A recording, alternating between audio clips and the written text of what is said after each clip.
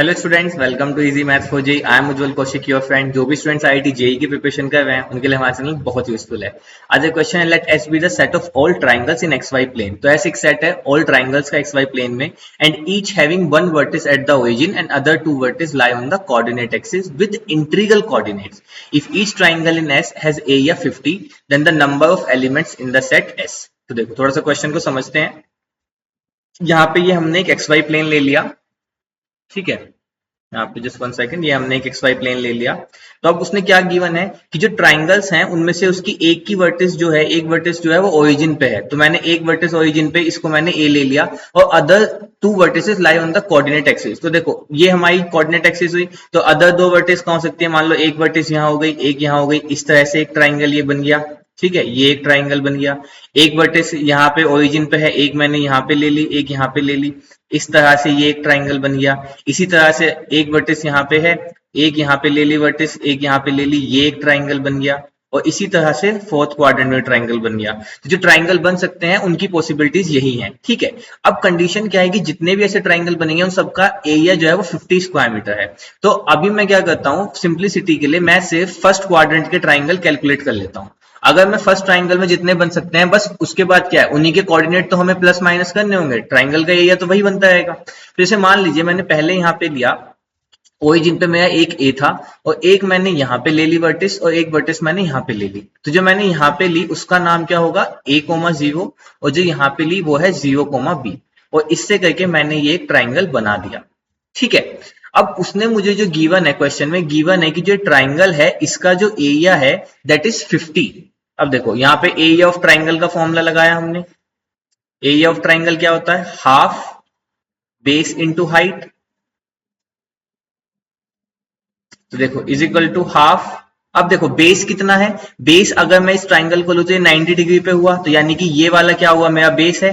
तो बेस की कितनी है? ए है, बेस ए हुआ, इनटू, और यहाँ पे हाइट कितनी हुई इसकी? ये इसकी हाइट हो गई बी, ठीक है। अब क्योंकि जो एरिया ऑफ ट्राइंगल निकालते हैं हम, वो कैसे निकालते हैं? मॉडुलस में, क्योंकि हम ए और बी दोनों को कैसा लेते हैं? पॉजिटिव लेते हैं, है ना। तो अब ये किसके इक्वल गिवन था? 50 के। तो यहां से मेरे पास आ गया कि modulus of A into modulus B this is equal to 100।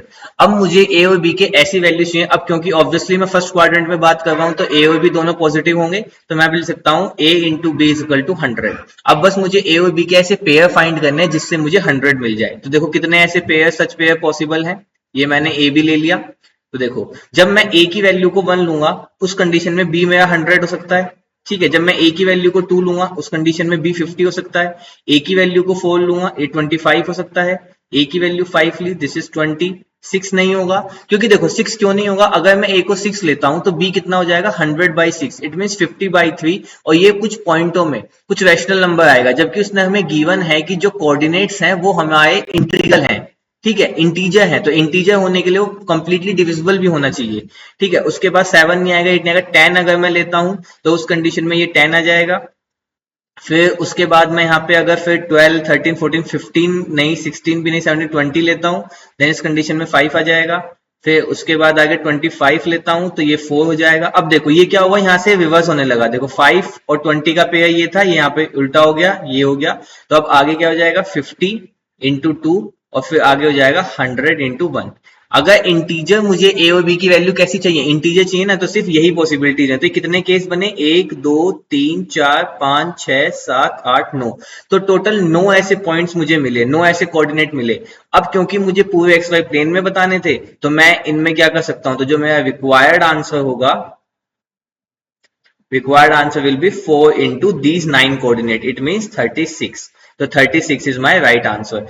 For example देखो मैं बता, जैसे मान लो मैंने 2 और 50 लिया, तो जब मैंने ए को 2 लिया और बी को 50 लिया, इसी तरह से अब मैं 250 से इधर कैसे बना सकता हूं? भाई मैं यहाँ पे -2 ले लेता हूं, कोमा 0। अब 0,50 ये भी सेम बनेगा, क्योंकि हम जब भी ट्राइंगल को लेते हैं एरिया हमारा हमेशा पॉजिटिव आता है। तो जब हम मॉडुलस लगाएंगे ए का, तो ये -2 अगेन 2 बन जाएगा। ऐसे ही जब मैंने यहाँ पे -2 0 लिया, तो मैं इस ट्राइंगल को ही बना के दिखा देता हूँ। तो एक ट्राइंगल ये ऐसा हो जाएगा सेम, ठीक है। अब एक ट्राइंगल हो जाएगा, यहाँ पे -2 लिया तो यहाँ पे ले लो 0,-50।